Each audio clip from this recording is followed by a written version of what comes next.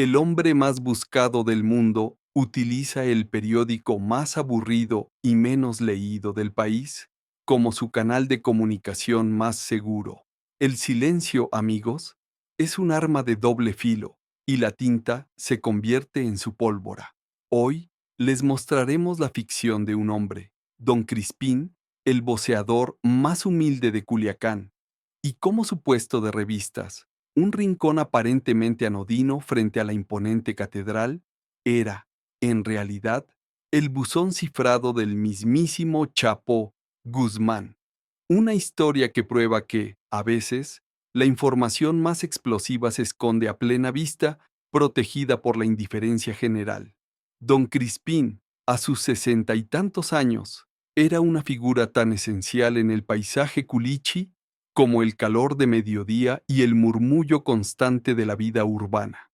Su figura, pequeña, pero con una columna vertebral de hierro forjado por la adversidad, parecía fundida al poste de luz, junto al cual operaba desde hacía no menos de 4 décadas. Su puesto, a escasos metros de la imponente catedral, no era solo un negocio, sino un punto de referencia histórico y emocional para Culiacán, un lugar que había visto pasar sexenios, crisis económicas y la evolución silenciosa del poder en Sinaloa. Su rostro era un mapa de arrugas, curtido por el sol sinaloense, cada línea trazando una historia de paciencia y resistencia, y sus manos, perennemente manchadas de tinta fresca, eran el testimonio silencioso de su oficio, un tatuaje involuntario que marcaba su dedicación.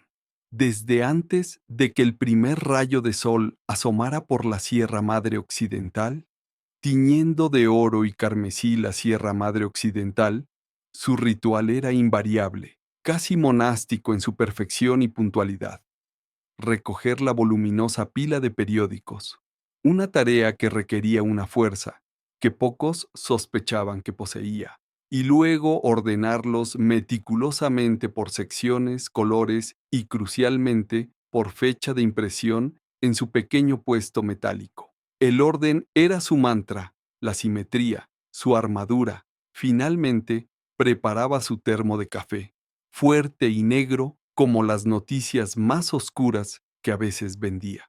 Don Crispín no bebía café, saboreaba la paciencia y el paso lento de las horas, el metrónomo silencioso de un mundo que se movía demasiado deprisa para notar los detalles. Para la inmensa mayoría de la gente que pasaba a toda prisa, absorta en la vorágine diaria, absorta en sus teléfonos y en sus propios problemas, Don Crispín era, francamente, un hombre invisible, una pieza estática en el telón de fondo de la ciudad, digno de ser ignorado, un hecho que, irónicamente, se había convertido en su mayor activo, su mejor camuflaje y su principal escudo contra la intrusión no deseada. Su puesto, un humilde cubo metálico, era una fortaleza de la discreción, inexpugnable precisamente porque nadie creía que valiera la pena asaltar o, peor aún, espiar. La ceguera general, esa indiferencia colectiva hacia lo mundano, era su mejor guardia. Él operaba en el punto ciego de la percepción pública. El negocio de la prensa, estimado público, ya no daba para lujos. Eso es una verdad innegable, incluso en esta ficción, pero le brindaba el sustento suficiente para vivir con una dignidad que ya escasea notablemente en las calles. Una dignidad que residía en su inquebrantable rutina, y más importante aún, le concedía un sitio de observación privilegiado, como una garita silenciosa, en el corazón mismo de la capital. Don Crispín no era un chismoso o un soplón vulgar, sino un depositario silencioso de la vida urbana, un confesor mudo de los patrones de comportamiento de Culiacán, un hombre que no oía habladuría sin sentido, sino que detectaba tendencias en los movimientos de las camionetas blindadas, en la frecuencia con la que ciertos hombres de traje compraban la sección financiera, y que no veía rostros aislados, sino que interpretaba patrones de movimiento en la marea humana, anticipando tensiones y calmas. Su formalidad exquisita y su silencio calculador eran su armadura de acero inexpugnable. Nunca una palabra de más, nunca un gesto precipitado que delatara la magnitud de su labor real. La leyenda, susurrada solo entre la vieja guardia y los hombres de confianza de El Mayo, Zambada, era que don Crispín era capaz de predecir un operativo federal, un cambio de mando o la llegada de un cargamento importante, con solo medir la humedad del papel, la hora exacta a la que llegaba el repartidor de la noche o el peso sutil de la pila completa. Su conocimiento era empírico, silencioso, profundo, basado en décadas de observación y en la confianza absoluta que se había ganado. Ahora bien, la llegada de los periódicos a su puesto excedía por mucho la simple y mundana logística de la distribución de prensa que se enseña en las escuelas. En esta profunda historia de ficción, don Crispín no trabajaba solo para la distribuidora. Él, de manera subrepticia y perfectamente coordinada, trabajaba para el sistema de comunicaciones clandestinas de la vieja guardia. Sus ejemplares, por una coincidencia que solo existe en el inframundo del poder, nunca venían con el fajo de papel engomado habitual que aseguraba las pilas.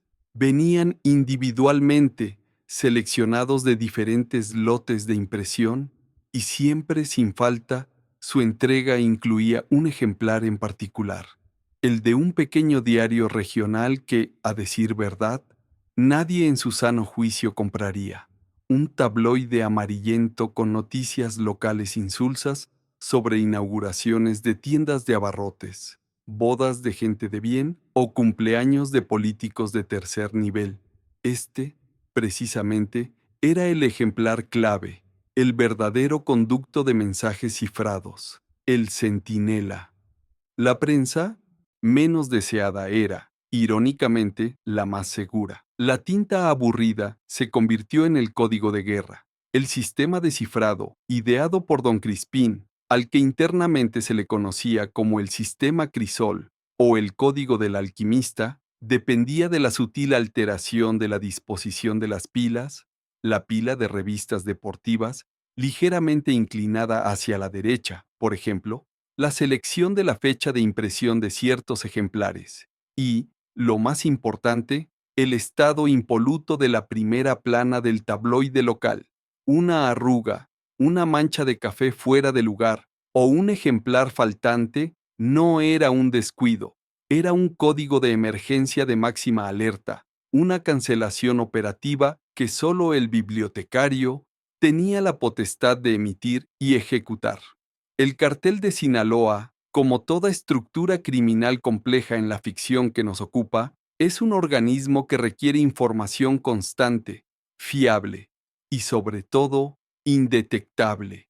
Tras el cambio de mando y la distancia impuesta por las circunstancias que todos conocemos, la necesidad de un canal infalible y discreto para mantener las directrices de la vieja guardia leal al legado de El Chapo se hizo primordial, y en un golpe de genialidad operativa que mezclaba la astucia y el sarcasmo, decidieron usar la obviedad como su mejor camuflaje. La pregunta era simple y la respuesta contundente. ¿Quién se atrevería a interceptar y analizar las páginas de un periódico local que nadie lee?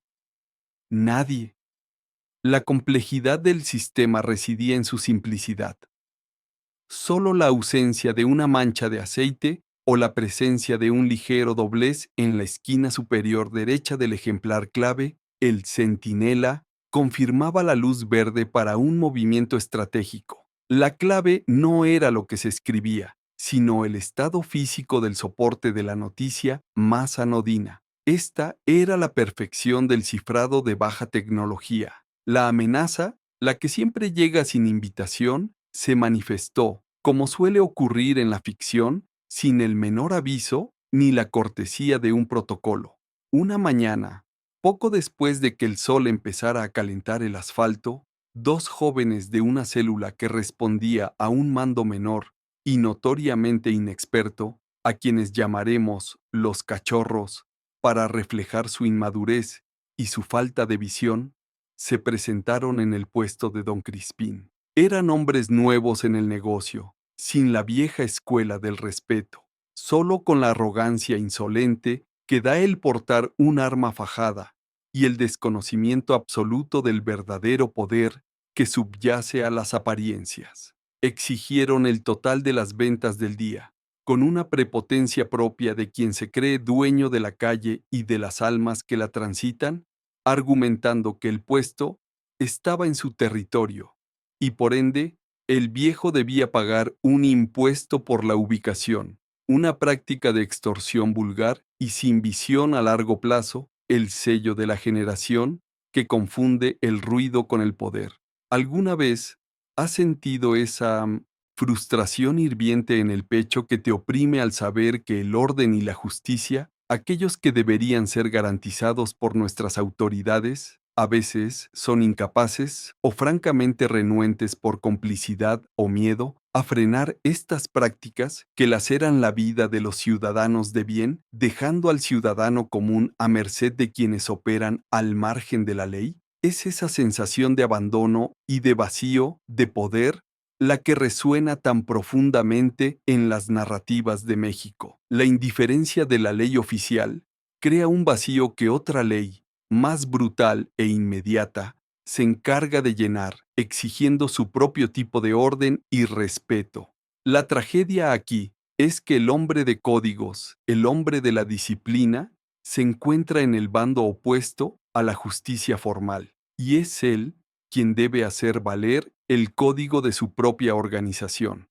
En los próximos minutos descubrirán cómo la arruga en ese papel insignificante es, en realidad, una afrenta directa a un código que se respeta con más rigor que cualquier constitución federal, y que su venganza no provendrá de una denuncia formal, sino de la implacable estructura interna de la vieja guardia, donde las faltas se pagan sin apelación, con la precisión de un verdugo que conoce el peso exacto de la transgresión. Don Crispín, con la misma parsimonia y precisión con la que doblaba las esquinas de un diario, escuchó la amenaza de muerte si no cooperaba. Los cachorros se burlaron de su edad, de su oficio y de su humilde mercancía, sugiriendo con sorna que el papel solo servía para envolver tacos. Uno de ellos, impaciente por terminar con el trámite, comenzó a manotear los ejemplares, buscando billetes ocultos. Fue entonces cuando, en su ignorancia juvenil, cometieron el error fundamental que todo novato comete. Uno de ellos, con desdén y fastidio visible, tomó el ejemplar del tabloide local, ese que nadie compra, y que estaba destinado a ser el mensaje del día. ¿Qué es esta basura, viejo? Nadie pierde el tiempo leyendo estas tonterías, ni siquiera las usan para prender el carbón, vociferó el fino, el más joven y el que portaba la mayor soberbia, escupiendo casi las palabras sobre el papel. Don Crispín, por primera vez en el encuentro, levantó la mirada de su café y sus ojos, cansados pero penetrantes, se posaron directamente en las manos profanadoras del joven. La calma que irradiaba no era de sumisión, sino de una autoridad ancestral. Con una calma sepulcral, una que sonaba más a sentencia formal que a súplica, dijo, articulando cada sílaba como si pesara una tonelada: ese ejemplar, joven, es el que contiene la información más valiosa de todas, el que le da valor y legitimidad a todo lo demás. Es, por decirlo de manera sencilla, el documento de propiedad del sistema que usted no está autorizado a tocar. Le sugiero, por su propio bien y el de su organización, que lo devuelva a su sitio, intacto, y que se lleven lo que tienen que llevarse con la decencia y la prontitud que el oficio impone, antes de que el sol llegue al cenit. El fino se mofó, interpretando la advertencia como la desesperación de un anciano que se aferra a un papel sin valor. En un acto de insolencia final, arrugó visiblemente la primera página, justo donde una foto de baja resolución mostraba la inauguración de una panadería en un barrio periférico, un evento intrascendente para el ojo común, pero vital en el código. La panadería de la foto, en el código del bibliotecario, no era un negocio de pan, sino el punto de encuentro de un paquete crucial, quizás un acuerdo de alto nivel con valor de millones, que debía cerrarse esa misma mañana. Al arrugar la foto, el joven había decretado la cancelación inmediata y total de la reunión. Don Crispín no argumentó más, no suplicó, simplemente observó, con la frialdad de quien registra un evento catastrófico inevitable, cómo los cachorros se llevaban los pocos pesos que había recaudado y se marchaban en su camioneta, ignorando la magnitud de su falta. Pero en el instante en que el fino arrugó la página, el daño estaba hecho, y don Crispín ya había activado el protocolo de emergencia, no con un teléfono o un radio, sino con un simple cambio en la disposición de los diarios que quedaron en su puesto.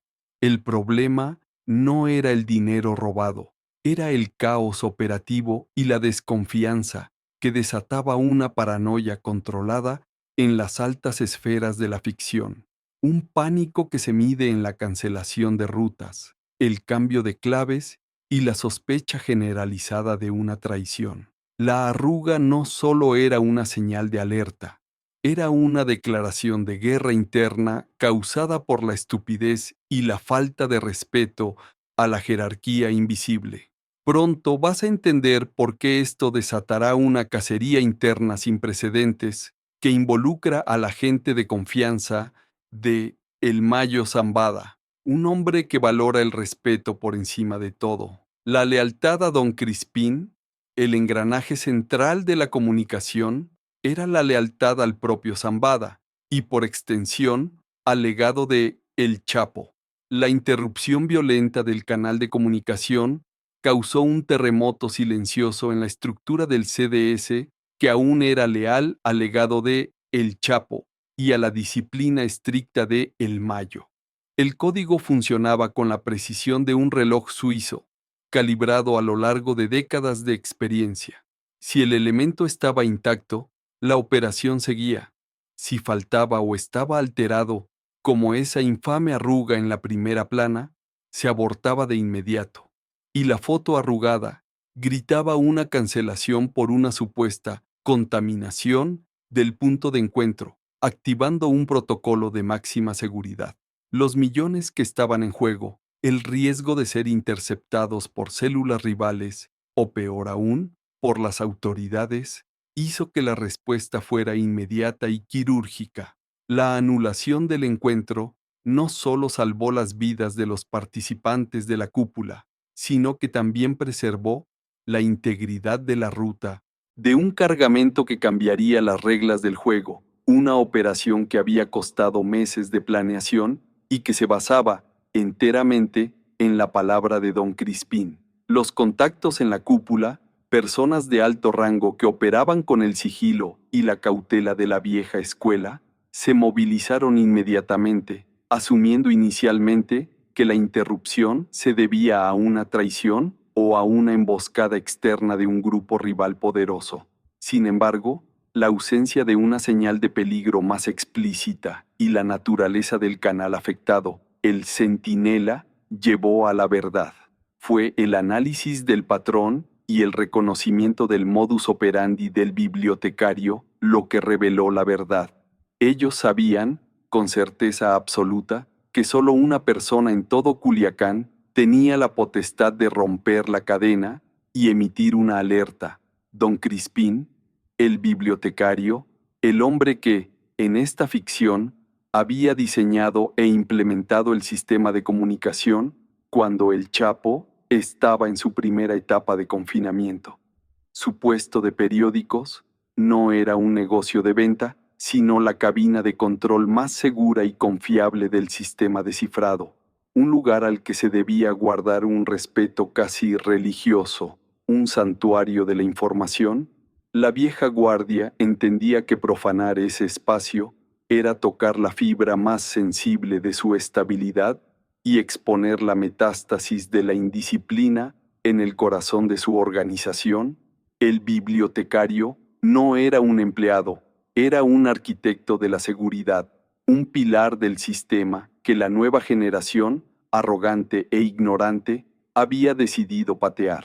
El pánico controlado de la cúpula se tradujo en una orden inmediata de investigación rigurosa, no hacia el exterior, sino hacia el interior de la propia organización, quien, con la soberbia suficiente, se atrevió a tocar al bibliotecario y a alterar la clave maestra, poniendo en riesgo la estabilidad operativa de la vieja guardia.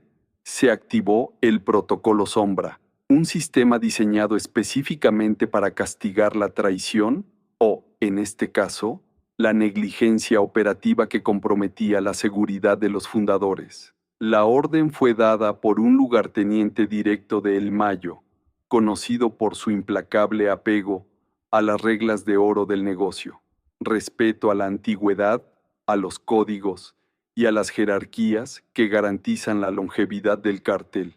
El mensaje era: el respeto es más caro que el dinero robado.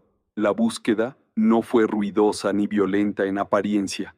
Fue una interrogación silenciosa de las redes de inteligencia internas, un rastreo de patrones de movimiento y la revisión de las cámaras de seguridad que, por coincidencia, siempre estaban enfocadas al puesto de periódicos de Don Crispín, un detalle que solo la cúpula conocía, una medida preventiva que había colocado el mismo Zambada años atrás. Se determinó rápidamente la identidad de los cachorros, y la sentencia fue emitida antes de que el sol se pusiera. ¿Te ha pasado alguna vez que una pequeña molestia, un acto de prepotencia cotidiana que no debería significar nada, termina por revelarte el alcance insospechado y la profundidad del personaje que tienes enfrente, como si un mosquito intentara picar a un león dormido? Esa sensación de descubrir que lo simple oculta lo fundamental es la lección central de este relato que hoy compartimos.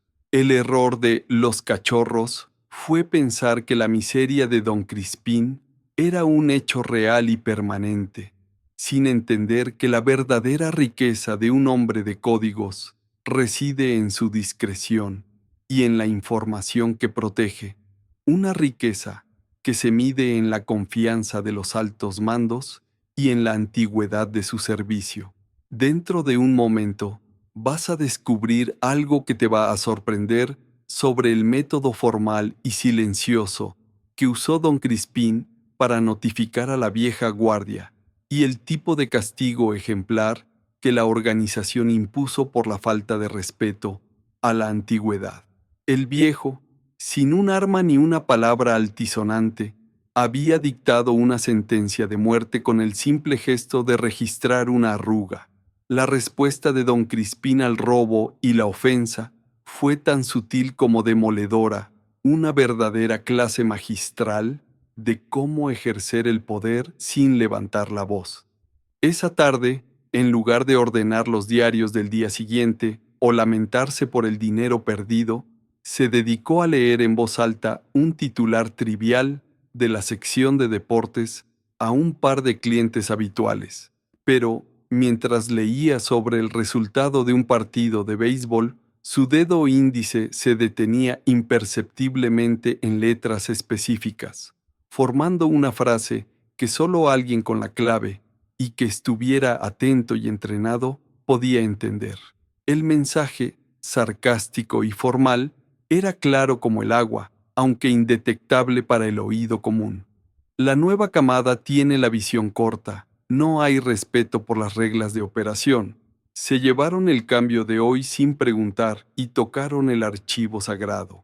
Procedan a limpiar la mesa, sin ruido ni escándalo. La frialdad del mensaje era un mandato de ejecución, un reporte operativo que exigía una corrección del sistema que debía ser ejemplar y discreta.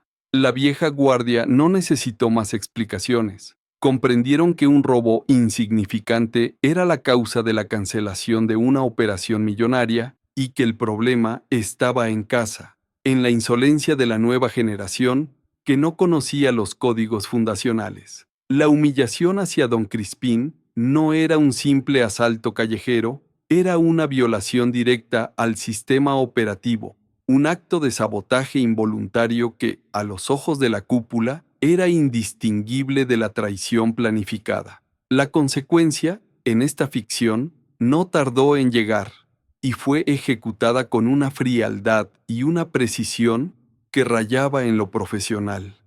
La justicia interna, en este mundo de sombras, es rápida, silenciosa y sobre todo ejemplar.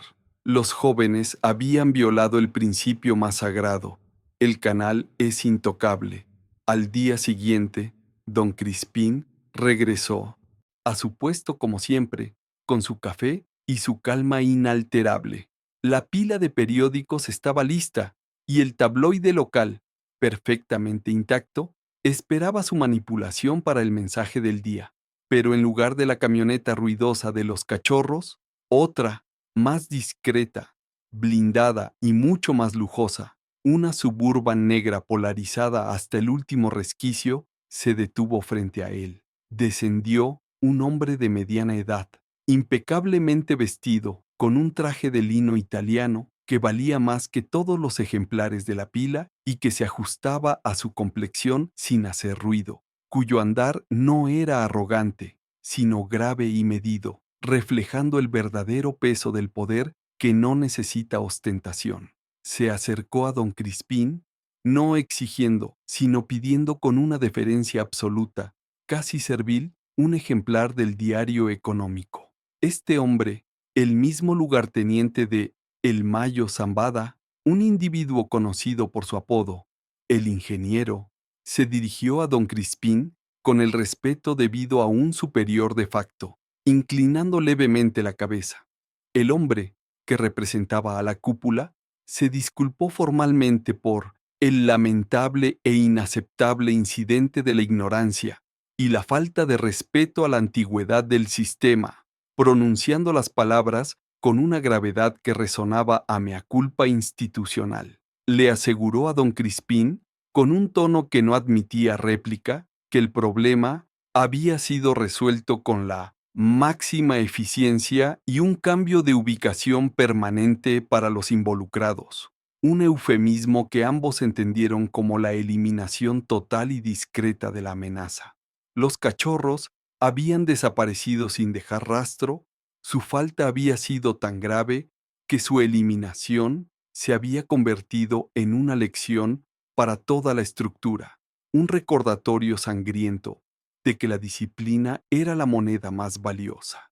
El rumor en el bajo mundo era que habían sido reubicados al fondo del Golfo de California y que su error había sido sellar su propio destino al arrugar ese pedazo de papel. Y aquí viene el sarcasmo, amigos. Los cachorros no fueron, como cabría esperar en la ficción violenta, agredidos de forma grotesca. No, simplemente fueron retirados del servicio, de una manera tan absoluta y limpia, que el rumor en el círculo era que habían sido enviados a una sucursal permanente, en un lugar tan remoto que jamás volverían a ver el sol de Culiacán ni el rostro de sus familias. Su error no fue el robo en sí, que era una falta menor, sino el haber interrumpido el canal de comunicación del legado de El Chapo, haber arrugado el código y, de paso, haber demostrado que las nuevas células carecen del respeto por la historia y los fundadores, un pecado capital en su mundo. La vida de un par de extorsionadores novatos no valía nada comparada con el mantenimiento del sistema de comunicación, la infraestructura más crítica de toda la organización. ¿No les parece un reflejo muy triste de nuestra sociedad cuando la verdadera disciplina, el acatamiento de códigos y la justicia inmediata se encuentran paradójicamente más fuertes y más efectivos dentro de las estructuras criminales que en el propio sistema de justicia formal, que a menudo parece actuar con una lentitud e incapacidad pasmosas ante la extorsión diaria de la gente humilde, es una invitación a una reflexión profunda, amigos. La lección es que en México, a veces, la ley invisible de los códigos es más rápida y determinante que la escrita en los códigos penales. La soberanía de la sombra se ejerce con una precisión que la autoridad legal envidiaría, y el respeto se paga, no con dinero, sino con la vida. En los próximos minutos, verán cómo la discreción de un hombre se convierte en un recordatorio de poder eterno e incuestionable. Don Crispín aceptó las disculpas con la misma calma que antes, sin ninguna muestra de triunfo, solo con la tranquilidad de quien sabe que el orden ha sido restaurado. El hombre de la cúpula, antes de marcharse, no le dio dinero, pues eso sería una ofensa, una forma vulgar de pago que no se correspondía con la magnitud de su servicio. En su lugar, le entregó un reloj de bolsillo antiguo, de oro macizo y de colección, un breguet del siglo XIX, grabado con un símbolo discreto que solo el bibliotecario reconocería como el sello personal de la vieja guardia, una pieza que valía una fortuna, mucho más que todos los camiones de periódicos del Estado. Este reloj, una reliquia, no era un pago, sino un título de nobleza en su particular reino, una garantía de inmunidad. El mensaje era: su puesto es sagrado, su trabajo es invaluable y quien lo toca, perece. El reloj se convirtió en el mudo y pesado testamento de la lealtad y el respeto incondicional que la cúpula le profesaba. Una reliquia de oro que don Crispín guardó bajo su mostrador, envuelto en un paño de terciopelo, sin hacer alarde de ella jamás, pues el verdadero poder, lo sabía, reside en el secreto de su existencia y en la certeza de su protección. El vendedor de periódicos sigue allí. Su puesto frente a la Catedral de Culiacán es un monumento al poder de la discreción, un faro de silencio en la turbulenta marea del crimen organizado.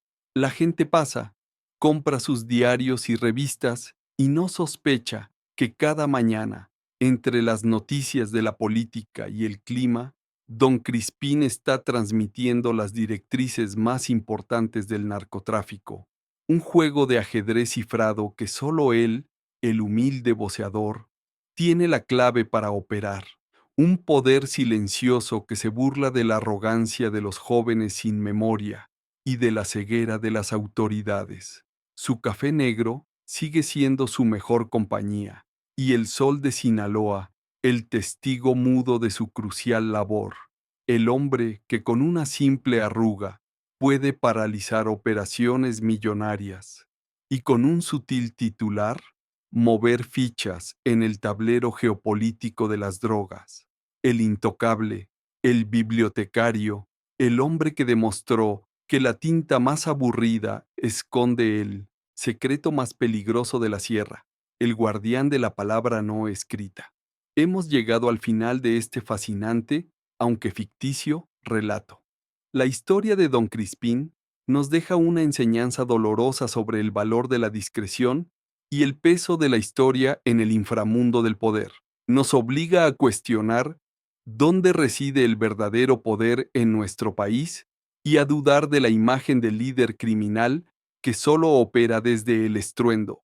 Si una organización criminal, incluso desde la distancia, es capaz de mantener un sistema de comunicación tan infalible, escondido a plena vista, ¿qué tan profunda es la incapacidad de nuestras autoridades para detectar estos códigos y desarticular estas prácticas que se asientan en la vida cotidiana de los mexicanos? Es una pregunta que merece ser pensada a fondo. El silencio de don Crispín no es miedo, es la conciencia tranquila de tener un poder que lo vuelve, en esencia, intocable, al menos en el universo de nuestra ficción. Es la prueba de que, a veces, la información más delicada se protege mejor con el aburrimiento y la indiferencia que con el secreto. El precio de la arrogancia en este mundo es la extinción. La verdadera sabiduría en Culiacán no se encuentra en la universidad, sino frente a la catedral, en el puesto de revistas del hombre más discreto y, paradójicamente, más poderoso de la ciudad. Ahora, si esta narrativa de códigos ocultos, de poder silencioso y de reflexión profunda sobre el México que no nos atrevemos a nombrar, ha despertado su interés y le ha provocado una inquietud constructiva, le invito con gran respeto a suscribirse a Relatos de la Sierra. Únase a nuestra audiencia para que juntos sigamos trayendo estas historias con el rigor, la formalidad y el tono reflexivo que buscan no solo entretener, sino también generar un diálogo necesario y bien fundamentado. Suscríbase para que la verdad que se esconde detrás de la ficción siga teniendo un canal digno y de calidad para ser contada, y para que juntos demostremos el valor de la narrativa que incita a pensar.